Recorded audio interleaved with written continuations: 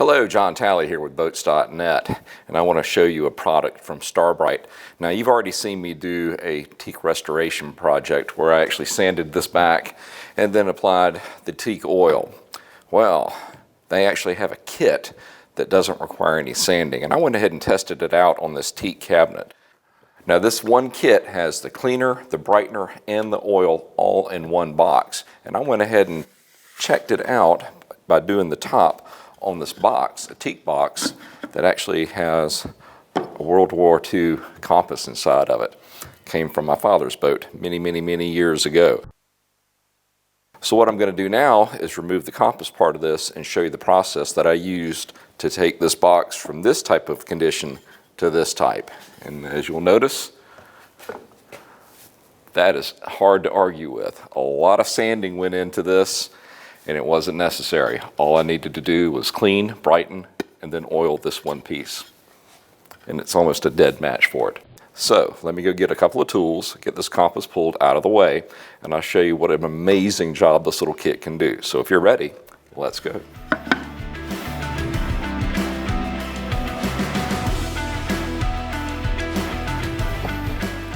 There we go.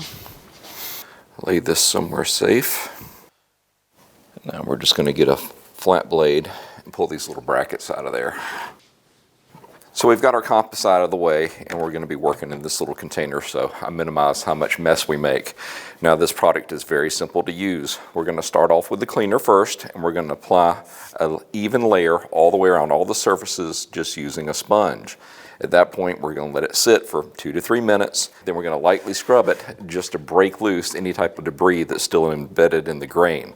Now at that point, we'll take it over to our sink, or either I'll fill this up with water, and we're just going to rinse it. Now at that point, we can go to the brightener stage, and you don't have to let it dry or anything like that. You can go straight into it. You apply it the same way using the sponge, brush it in, let it sit for about 5 minutes, and then rinse it off. Now you need to be a little bit patient and let it completely dry for at least 24 hours before we actually do the final step, which is applying the oil. So let's go ahead and open up the kit, get out the cleaner, and start the process.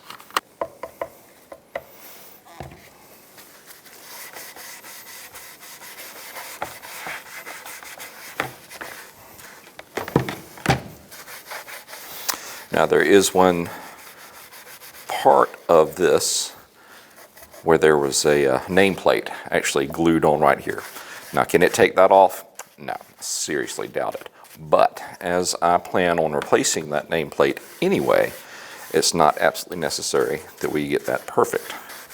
Now if we were not going to put a nameplate on it, I would suggest before you even start this process to go ahead and do a hard sand like I did on that to get that to come up. Now the real advantage that this has is that if you're working on, especially like a rear swim platform where there's lots of small angles and crevices and places you can't get a sander in, well, this is your answer. You just wipe it in, lightly rub it and sand it or scrub it, and it's going to get it clean. And if you watch the video of me doing that nameplate back there, you only saw a portion of the amount of time it took to get that completely sanded.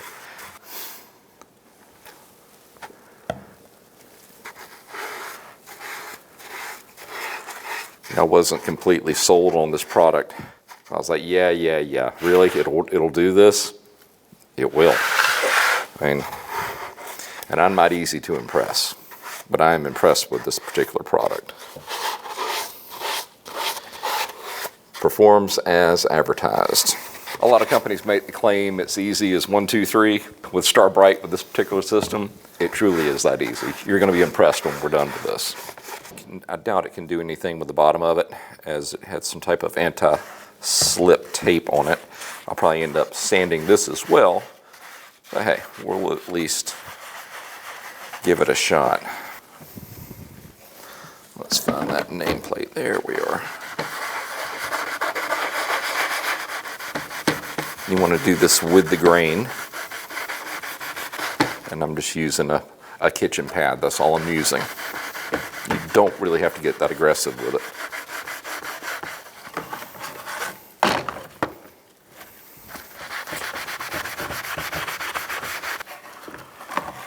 already looking better. And I'm not putting much pressure on this at all, just lightly scrubbing it.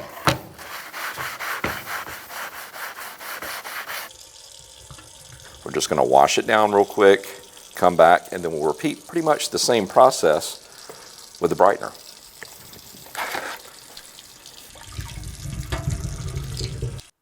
I think we can do this without making too much of a mess, just with a couple of towels instead of that bucket. That way you can really see what is happening.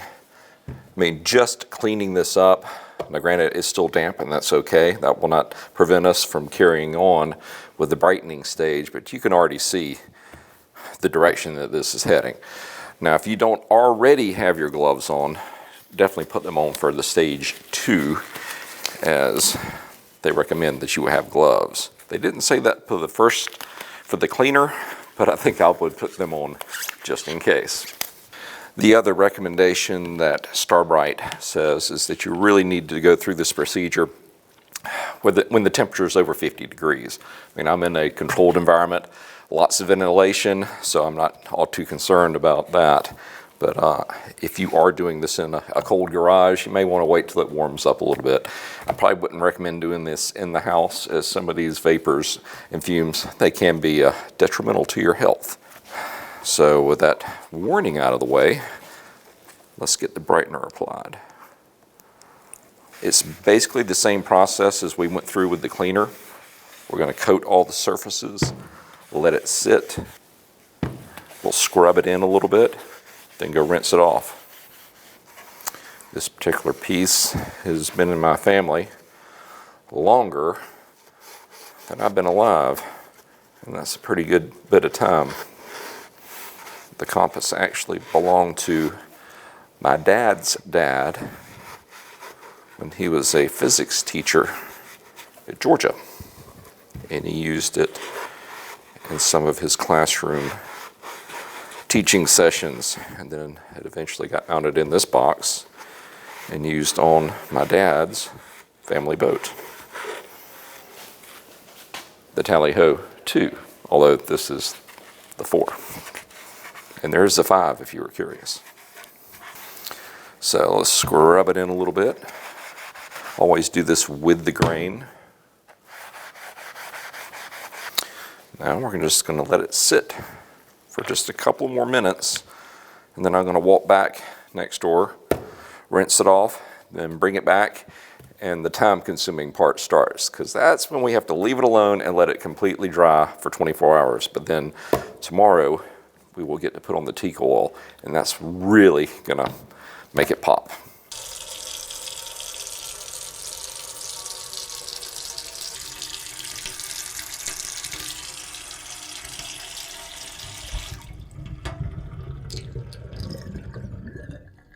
Okay guys, so we're back. It's been a little over 24 hours for me, more like 3 days. But at any rate, now is where the fun part comes in, where we get to apply our teak oil. Now the way we're going to do this is you can use a brush, you can use a sponge. In my case, I'm just going to use a clean towel, and we're just going to lay it down in overlapping swipes going with the grain. And we're going to let it sit or dwell, as they use the word in their instruction, for 5 minutes. Then we're going to wipe it down, and at that point we'll determine if we want to put on a second coat or not. So let's open it up and get it applied. This isn't an exact science. It's not like you're painting a car or anything, so don't sweat it. Just apply it, overlapping motion like I'm doing. Make sure you get it into all the crevices. Look at this stuff come alive. This is such fun, watching the wood come to life like this. Just rotate it over and just go after each surface.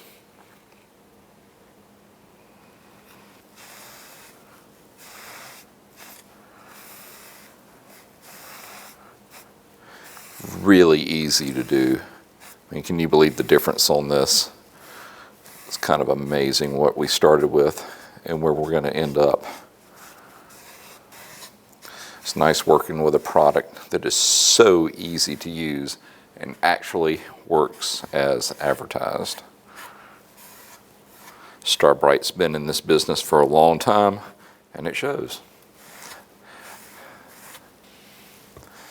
Now, if you keep up with your woodwork, depending on how much it is out in the weather, instead of having to go through the cleaning and the brightening process, you can just reapply it before that starts to happen. You won't have to worry about using the kit. You can just buy the oil separately. Just make sure it's just part of your maintenance every year is to go and re-oil it. And it'll keep looking like this. I mean, come on, guys. That's pretty impressive.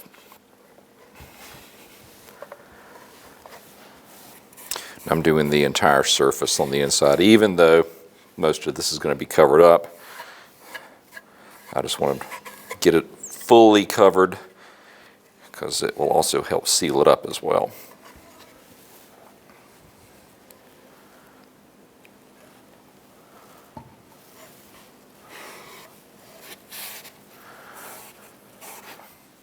Now let's let it sit for about 5 minutes, and then we're going to come back, take a look at it, wipe it down with a clean cloth, and then determine if we want to go with the second layer or not. So, be back in 5 minutes. So it's been a few minutes. Let's go ahead and wipe it down and see where we ended up. It doesn't have to be exactly 5 minutes. If it stays on there a little bit longer than that, it really won't hurt it.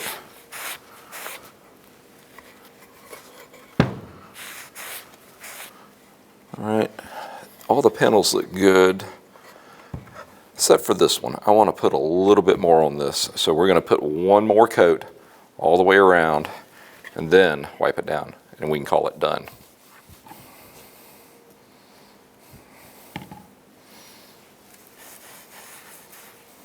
Going to let it soak in one more time, wipe it down, then I think we're pretty much going to be finished with this one.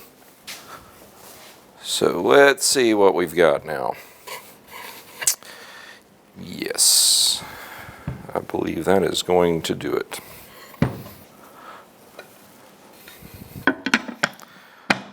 Well, all right, guys, this project is pretty much finished. Only thing I have to do now is just remount that compass and replace that missing nameplate on the outside. Now, I can go ahead and tell you, using this system was a whole lot easier than going through the sanding process like I did for the nameplate on the stern of this boat.